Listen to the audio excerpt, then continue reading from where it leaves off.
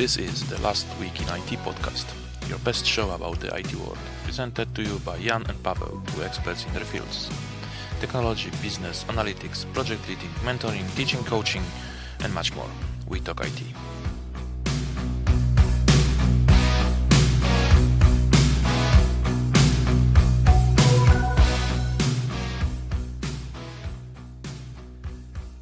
Hello, good morning, good evening, good afternoon, depending on the time of listening to our podcast. This is the second episode of the second season of Last Week in IT, where with Paweł Piwosz, we are happy to announce that today we actually have our co-host from the first season, Kuba, joining us today to discuss yet another interesting topic. Because last week with Paweł, we kind of start talking about the Women in Technology mentoring program, and it actually drove us to a conclusion that we started to think whether it really makes sense right now in these current circumstances to consider transitioning the professional career towards the IT world and IT industry in general. Because with the improvement of artificial intelligence and with potential coding capabilities, there might be now not necessarily the right time or the right opportunity to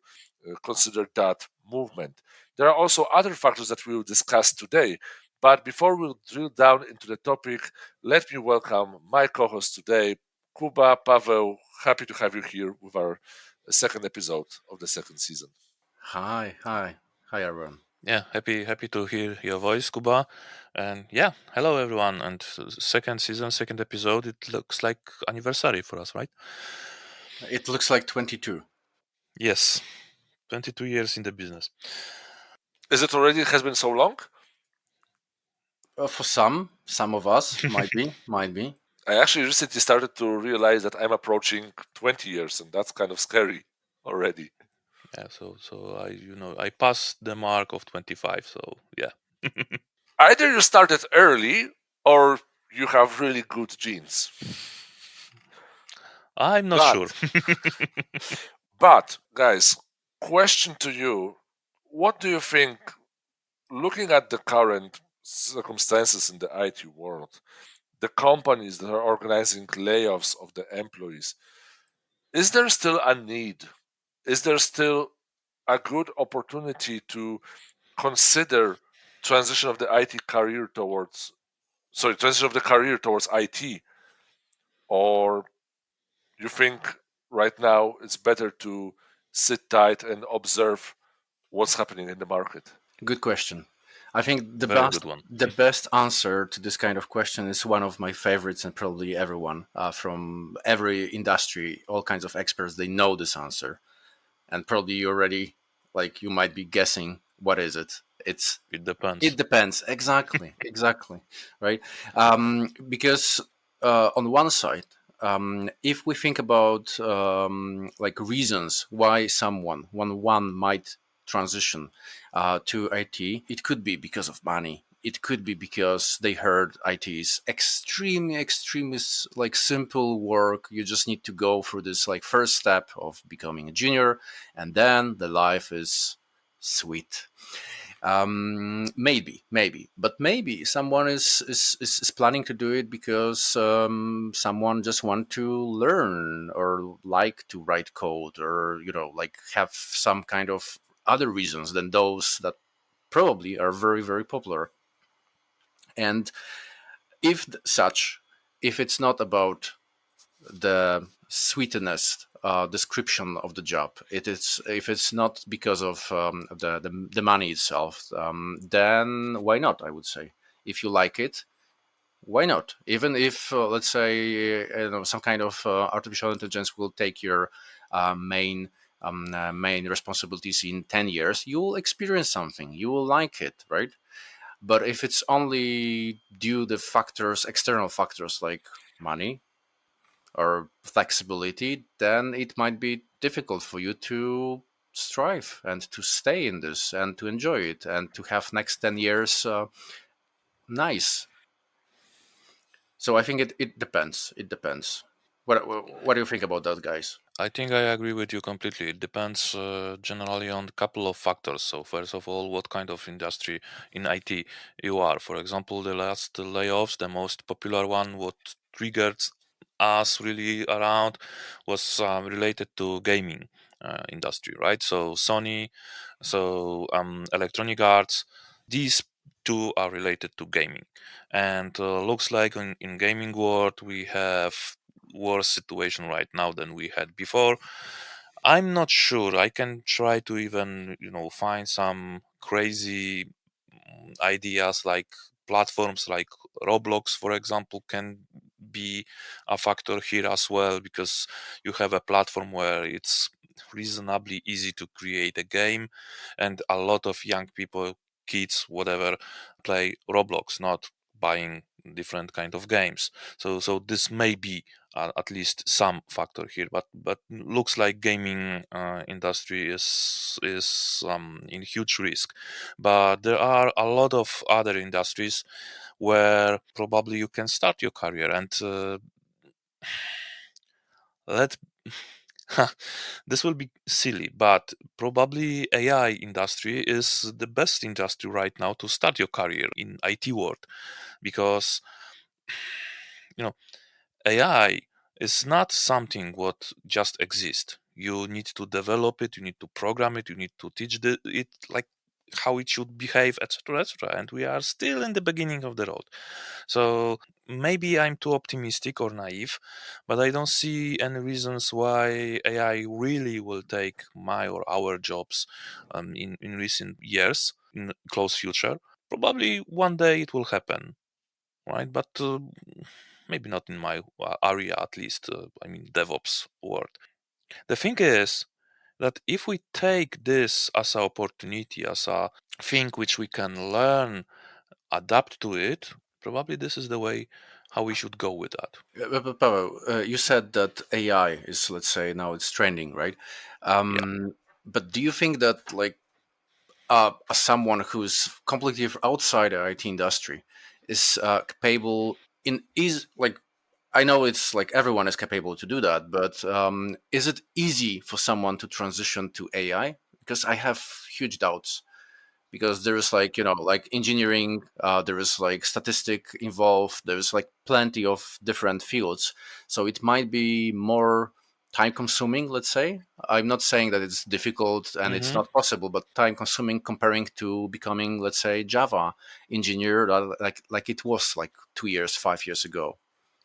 I think you touch very very important element here, because with a lot of emerging, and in last 10 years I think even boot camps, things like that, we heard very often that hey, after 3 months you will be like seasoned developer, you will be able to do front end, back end, whatever, right? What is not true, but with this, let me call this a lie, because this is generally a lie. We as an industry, let's say, because not we personally, three of us, we started to produce like hundreds and thousands of almost junior developers. And this is very important, almost junior developers.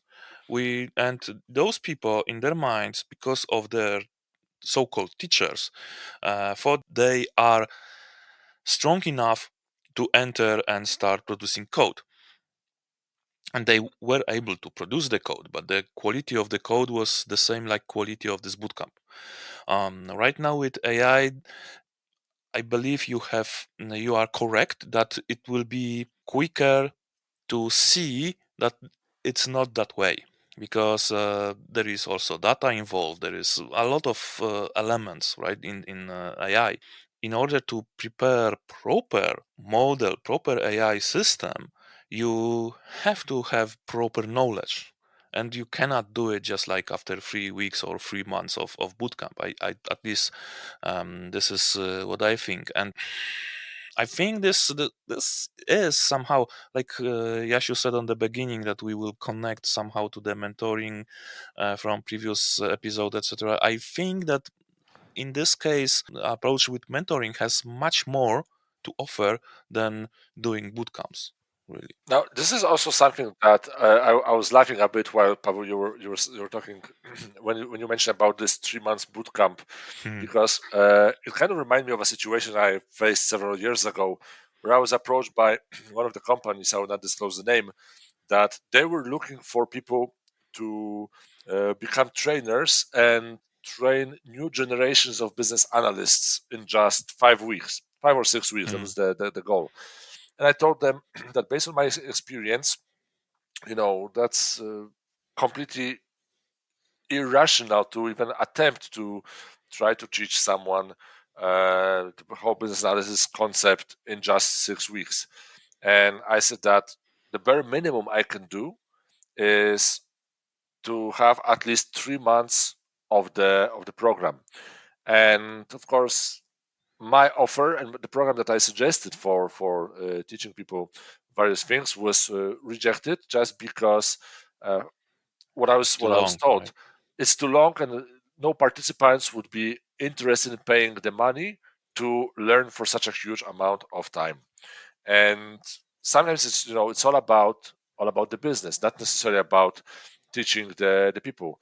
Now, you and I, we've both are mentors in that mentoring program that we discussed in our last Hmm. episode, and you and I know both that uh, for us it's not about participating in the program and just do this 3 or 4 months of meetups just because that's the rules of the program, that's the rules of engagement. We all went above and beyond to teach those people and continue teaching them even though the program already finished. We went to this closing event, but we still continue to talk with our mentees and to teach them, just because for us it was more important to actually share some knowledge and to ease the transition towards the IT world, rather than just to do the obligation of just completing a couple of meetups. Yes, and I think that covering also the thing which you, Kuba, said, that I think that the reason why people want so much to transition to IT is not only the money itself, because there are also other areas where you can earn a lot of money, right? You can be a lawyer, but you cannot be a lawyer after 3 months of bootcamp, I think, at least, right? And I think that the guilt, if I can say this in quotes, is rather on the IT side, not people who want to transition to IT. Because we as an industry, I'm saying this, we as an industry, we tell to people, hey, come to IT, it's so easy, 3 months and you will be seasoned developer. And they don't have this knowledge. Is this true or not? Because from where they should have it, and they go with this, and they believe in this because they pay for it, right? I think this is not only like it's not like coming from IT industry. The same stuff happened in because guys, that I came from the industry of training, of education, coaching, etc., etc., and exactly the same happened. I think like 10 years ago, when maybe more or less, let's say, let's not stick to this number that I shared, but that when coaching emerged in Poland, at least. But I think I observe it because I spoke with my colleagues from other countries. They said the same. So I think it's I think I can refer to the like probably the whole world. And then just like from nowhere, like from left side, from right side, you got like become a coach in 2 days, become a coach just reading this website. I will just give you a certification, you will receive a diploma, blah blah blah, and so on. Yes, and And say very smart sentences like "find eternal power in you" and and when some I kind of bullshit like this, right? Yes, yes, and when I was back then, I was fully immersed in this industry. I've started to feel really bad as a person who serve such service, because Mm. I graduated from psychology, so let's say I have some understanding. I spent like plenty of Polish złotys for my additional education in this direction. Like I don't even remember the number of diplomas, certifications, and so on before this kind of courses emerged. And I started to think like this occupation as a coach, which is valuable, and this service was like was started to become something that was not as it's supposed to be. I'm not sure is it Yeah. happening like that with software engineer. I think that maybe some similarities I can spot here, like that the perception of a person who work as a software engineer, probably this is some kind of just assumption of a person, not everyone works like that, is that you don't have to work a lot. Maybe you're lazy because you're receiving so many benefits and so on and so on. If you can learn your if someone can learn what you do in, let's say, 2 weeks, then probably it's not really important what you do. So it's easy to become such person. So probably there's like even more stereotypes about this. I think some episodes back we talk about them. I don't know where it lead us, but the conclusion when it comes to, you ask about the AI and the risk, it always comes back like a boomerang, this question. And before starting this episode, we discussed about what the owner, the CEO of NVIDIA, shared, that like at least the media was suggesting that everyone should drop and forget about learning coding, right? I remember my conversation a few years ago when I spoke with my friend who said that he believes, and I was completely agree with him, that everyone will know some kind of, like, maybe not the language as a coding language, but will understand the coding itself, like reading books, because it become some kind of common skill, like writing, like using Excel. Let's like this kind of, like, it won't be extremely difficult because the standard level of understanding will just like move a bit. Like years ago, only some kind of accountant probably could use potentially old Excel tool. I don't even know what was it in the, like, beginning of 90s, but now everyone uses Excel, right? So might be that the coding will look the same. So like it will move towards coding, like everyone will understand some kind of coding, but of course more advanced things will stay, and not everyone will be able to write extremely difficult marks in Excel, for instance. Like there is competition about this, as far as I remember. Yes, Two, it is. two Yeah, it is. It things. is. Mhm. Two things I would like to mention, Kuba, about what you just said. That about a year and a half ago, I received a request from one of our colleagues to actually mentor him because he wanted to switch his career from being a .NET developer to be a business analyst, just because he was exhausted of the fact how quickly evolves the .NET technology altogether, and how challenging it is for him to keep up to date with latest trends and with the variations to this technology. Now, what he told me was that as he is exhausted, he realizes that business analysts, all that they do is that they just have meetings and they do all the talking. And as he has a perfect English and he likes to meet people and he likes to talk to people, he thinks that makes all of the required skills of him to become a business analyst. Mhm. And that kind of leads me towards the second point, what I want to mention, that when it comes to this overall transition, I'm not saying it's a wrong thing. I'm not saying it's the right thing. I'm not saying it's the right time or it's the wrong time. But what I would encourage our listeners, and what I would encourage everyone actually, to consider the justification. Why do they want to go through that step?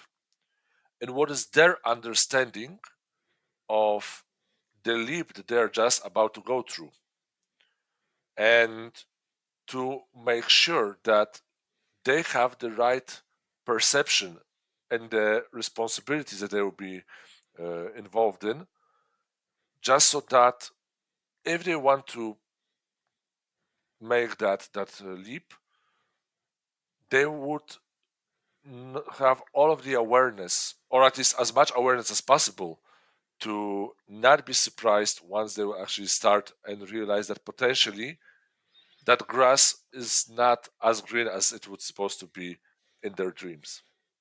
Oh yes, definitely. And backing up for a second, what Kuba said about Excel. That if you go to fmworldcup.com, you'll see that Microsoft Excel become esport. And yes, I know how it sounds, but yes, that's the truth. So you can be an accountant and sportsman in the same time. Um, but what you said is exactly right, Yashu. And I think that programs, mentoring programs, especially mentoring programs like the one where we are the mentors, the Women in Tech, is the place where you should really start, because this is very safe environment for you as a potential person who want to potentially change your occupation, to find out if it's really what you expect and what you want to do, right? Because there you are paired with someone who is experienced, hopefully, who is not, well, selling you bullshit, let's be honest, and who can drive you through the pros and cons of these positions.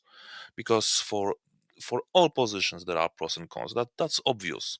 And maybe your personality is not exactly what pretend you to be on this position, or you will realize that this world is not like f- rosy only, but it's really dark and dumpy, right? So I would even suggest, before going to the mentoring, to consider some kind of career advising workshop, meaning yeah. to find what characteristics of you as a person can describe you, what you are good at, what you like to do, and what you like. There are those three things. Kuba, maybe you will be able to remind me.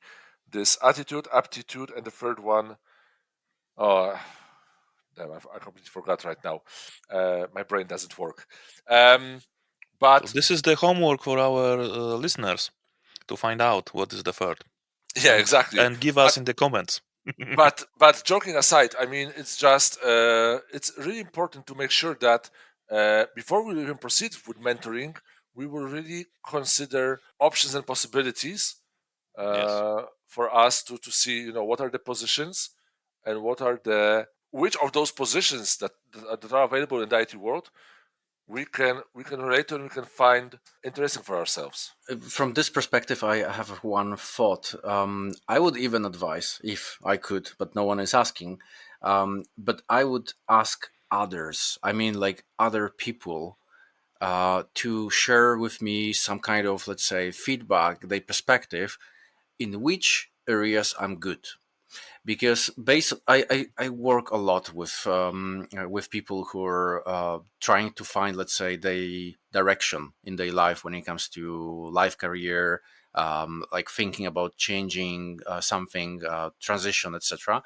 And one of the things is that you might like some stuff, some kind of, let's say, activities, but you might not be as good as you are. And from many studies, we know that people who are extremely effective and who likes their job, or the meaning of the work they do, is usually those who are really good in the area. So if they are like doing something that it's not extremely difficult for them, it's quite easy because they're good in this.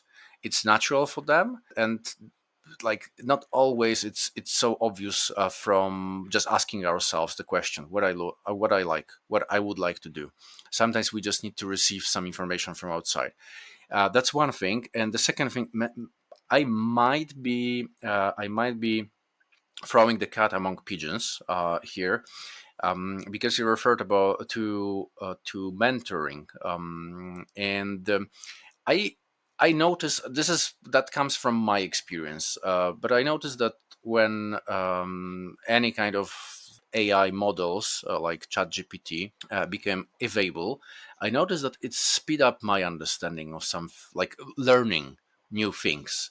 And I'm not referring to the skills, because skills it's difficult to learn them by just reading and interacting with this kind of toolbox, but rather some understanding of concepts.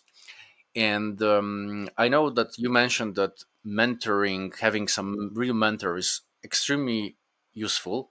Completely agree with you. Like, I'm fully agree with you.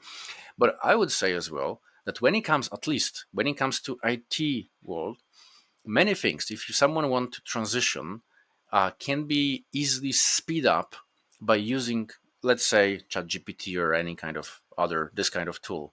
Like, for instance, asking the question, what is protocol, or how it works, how network works, and you can receive very quickly some answers. And there is even a better way, I would say, a way by using analogies, because when you ask and prompt the chat GPT, for instance, please explain me what is TCP and IP and UDP. Those are the protocols for those who are not aware of this. You will receive some answer, but still, if you're transitioning, it might be completely too difficult for you to catch it, to understand, maybe too complex. So there is a very useful tool, which we call analogies, and I think we might discuss about this, maybe in some other episode to touch this topic, because from my perspective as a person who spent, don't remember, like 20 years in soft skills and human capital area, and now working from inside in software engineering, I think that this is something that is completely forgotten, or people, they don't treat it as a tool. So I might be trying to persuade you guys to touch this topic in the future. That does sound quite interesting, and I'm completely for it. As Me for too. now, we are approaching the end of our episode. I found out what is the third word. So it's all about aptitude, meaning what you are good at, interest, what you love, and personality of who you are, and try to identify the best combination, because the overlap of those three circles might be a good idea to actually consider transitioning to any of the professional career, not necessarily only to IT, and to actually what we could recommend, or what I could recommend, is try to identify your career values. What is important for you, whether it's about leadership, maybe autonomy, maybe enjoying the flexibility or having some recognition. Start asking yourself those questions to identify what you want to do and how important those things are for you, and then the answers will come flying. For now, guys, as always, has been great pleasure talking to you. Great hearing your insights. We'll definitely discuss that topic that Kuba you suggested. And for now, let me just wish you all wonderful rest of the day. Please take good care of yourself. Stay safe, stay healthy, stay happy. And I hope to speak to you again soon. And listen to our next episode. Thank you very much, and have a nice whatever part of the day or night you are. Enjoy. Bye bye.